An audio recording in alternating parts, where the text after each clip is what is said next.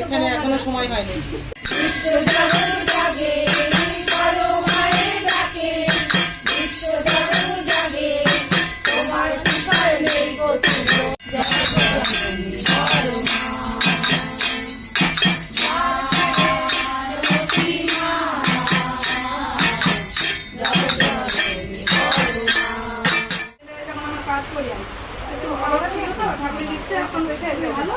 কিন্তু আমি ছেলেটা এখন আমার আইডিয়া যেতে পারলো না, কাজে যাচ্ছি, কারেন্টের ইলেকট্রিক কাজ করি।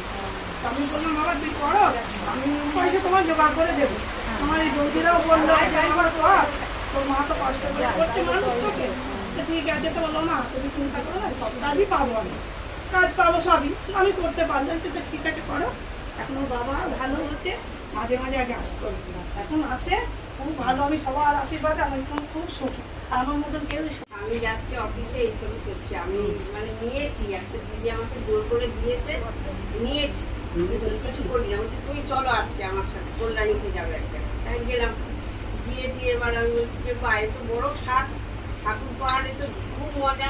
তারপরে থেকে বেশ চলছি গোসাইদের সাথে, আজকে এখানে কালকে সেখানে খুব মজায় আছি। আস্তে আস্তে হঠাৎ করে দেখছি পায়ে খুব ব্যথা, কোমরেও খুব ব্যথা। আবার কি করবো, তখন আমাদের ভাই বোন বলছে দিদি তুমি আর দিও না, পাশায় এত অসুবিধা, আমি শুধু ঠাকুরের কাছে যাবো, যা উনি যা করবে তাই হবে। তারপরে এবার কলকাতায় গিয়ে যাই হোক 20 দিন আটকে গেলাম, তখন একটু ঝিমিয়ে গেলাম।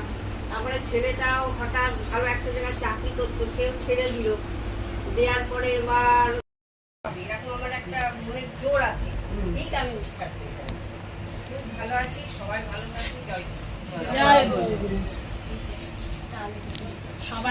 ওখান দিয়ে বুকের কথা এখন উঠছে না, তখন এবার একটু সকালবেলা উঠলে ব্যায়াম ফ্যাম করলে।